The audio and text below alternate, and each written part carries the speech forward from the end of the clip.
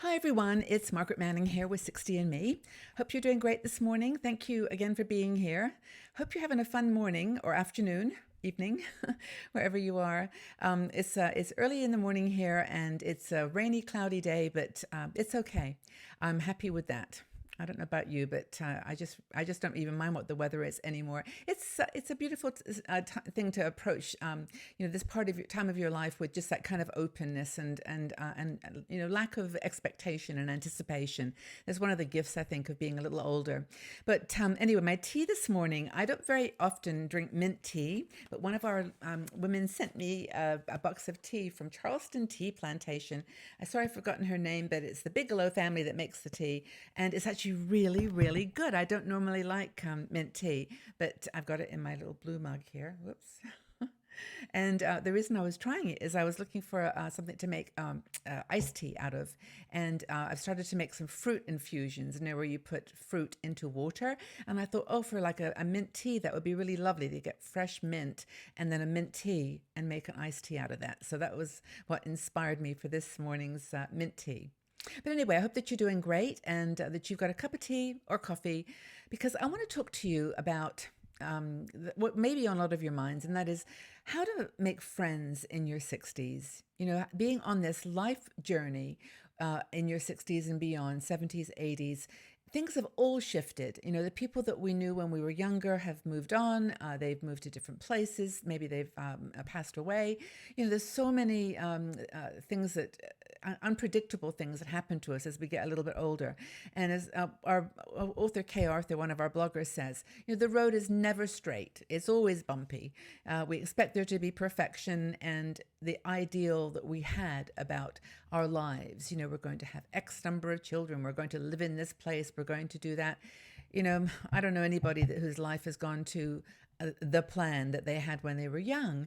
And maybe there's some, but for most people, life has been pretty unpredictable, and that's what we have to deal with. Now, most of the time, we just the fear of something is always worse than the doing it, right? So we always fear things are going to happen. But as Kay says, there are these dark clouds that keep coming over us. The world is in a bit of turmoil. We've got situations that we don't understand or that we don't have any control over, and or feel that we don't have any control over. And ageism is rampant. We've got discrimination. There's the whole sense of being invisible. And whether we talk about it with a smile and a laugh, and I'm not invisible, there is a change. We have to accept that. And there's a change in the way that society sees older people. So we've got a lot of things going on in our minds, lots of challenges. And I think, as Kay says, the most important question to ask yourself is one that we actually talk about in our deck of cards. And I know I keep referring to this, but it's so much relevance here, is this one here, which is Find Your Tribe. It's actually my very favorite card in the Aging Beautifully deck. And I'll show you this in case you haven't seen it. This is something that we put together for our community, for you. But finding your tribe, finding out who is by your side. And she talks about the Wizard of Oz, right? In Dorothy's journey. Who was by her side? And who were her friends? And they were probably people that she didn't ever expect. They weren't the normal, quotes, people. They were, the lion and the tin man and the scarecrow. And there are people that were different than her, but they were by her side.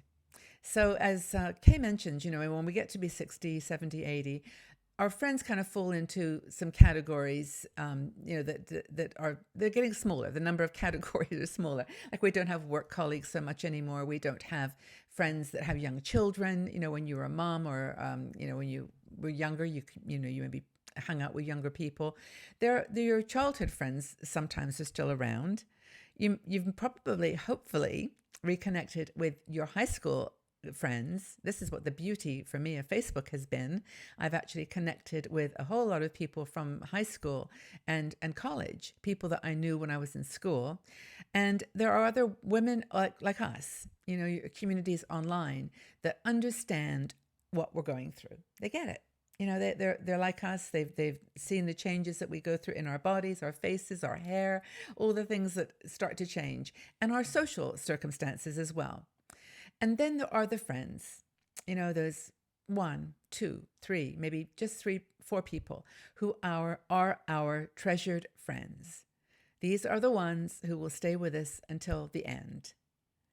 Oh, God, I don't know why I just thought of this, but it just reminded me of that beautiful song by Tina Turner and David Bowie. I don't know if you've ever watched it. I think it's called Till the End. And just after David Bowie died, I played that song again. It's Tina Turner in concert, and then he comes on stage and they sing this song together, Till the End, I'll Love You Till I Die. It's a very, very beautiful song. Anyway, I just get lost sometimes in my thoughts. But anyway, the point is to make time for your friends. If you have a partner and, maybe it's not perfect, but if that person is someone that's going to be with you till the end, then that's good. Stay with that person. Be committed to relationships and friendships, especially to that last category of treasured friends. And put dates in your diary to call. If you forget, just call them. Even just send a note. Just say hi, thinking of you, sending lots of love. It doesn't have to be a big deal. It can just be a quick chat that, let's have a Skype call. Let's just talk. What are you doing? Could be a year since you spoke to them. It doesn't matter. But make time for those treasured friends, because they'll change. The whole thing will change if you don't keep connected. And I know that's really challenging. Make it a priority, and just try not to have any excuses. I think that's the important thing that Kay points out. Now, the thing here is to relax. There may be things about you that are not so fun to be with anymore. You may be stuck in your ways in certain things. We may talk about our grandkids too much, or about our own problems, our physical reality, our hip replacement, whatever it is that we've done that has been important to us. But we have to kind of realize that to make friends in your 60s, you've got to kind of start not fresh, but you've got to just be more, what's the word, all-encompassing. You've got to look wider. Your tribe is not just the people next door to you or your friends from childhood. They are people that you just have to rediscover. So always, take a break if you need from other people, because you may just be going through something that's you rather not talk about, or you just don't feel it's useful. But take a break, but circle back. And this is what Kay reminds us, is not to give up and not to forget those people, especially that treasured group of friends, that the ones that you're close to, that know you and love you despite all of it. Those are important friends. And if it doesn't work out, if they don't come back to you, then let it go. Just treasure what you had and just move forward. Another thing you can do is plan a girls only trip and just go somewhere with a bunch of girlfriends. Do it regularly. We did another article on this, and lots of people said that they did it. It was so cool. Just go a short trip somewhere down, not very far from where you live. Find a place that you can rent a little room or Airbnb and just have fun together. And that's something that you definitely can do. I'm just going to have a little sip of my tea. My throat is a little funny this morning. Just a sec. That's better. I can feel this tickle. Anyway, create memories together. Do something together, and have girls over at parties, like weekend get-togethers, all those things. I think the other thing is in your conversations, to avoid your political beliefs, your firmly planted beliefs that just might not fit with someone else. At the end of the day, it doesn't matter that you're in perfect harmony on everything, or maybe for you it does, but for me it doesn't. There's other things that can bring us together. Be considerate. Kay mentions this point. It's a super good one. Be considerate of your financial situation. If you have more money than your friends, be aware of that. If you can, you go out and you're always buying stuff while they're there with you, that can be harmful and hurtful. And if you don't have a lot of money, try to just find the things that you have that are value. And, your reality is what you have brought yourself to. You have to own it. And I think that just that conversation of politics and finances is probably best to just to hold back. Anyway, don't be a know-it-all, I guess is what she's saying here. Be forgiving of each other's faults. We're all flawed, but we're all perfect in our way too. We're perfectly imperfect. And just as I said before, stay connected. That's probably the one thing that you can do. And we are living in a time now where it's so easy. We've got technology that can help us. We've got phones, of course, but we've got text and email and WhatsApp and all these beautiful ways to stay close. And, just share your friends too. Share your tribe.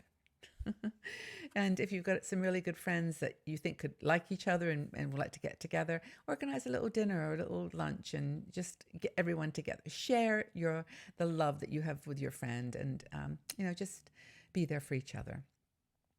So I hope that's been useful. I hope that it's made you think about your friendships in your 60s and how to hold on tight to those ones that matter. So who is walking by your side right now? Who are your really close friends? Can you just close your eyes and list them and think about them and put them in your heart? Who are your very close friends? What could you do maybe to be a better friend or to be a new friend to other people? Leave the comments in the section below. Let's have a conversation about this. I think it could be very, very useful. And of course, we're here for you too. 60andMe is here. We've got channels, website, 60andme.com. We've got Twitter, Facebook. I'm on Instagram with She Cruises, which is our sister site for people who love to cruise. We've got, of course, YouTube. This is a big channel for us now. And join and subscribe if you haven't. It's a really cool place to be.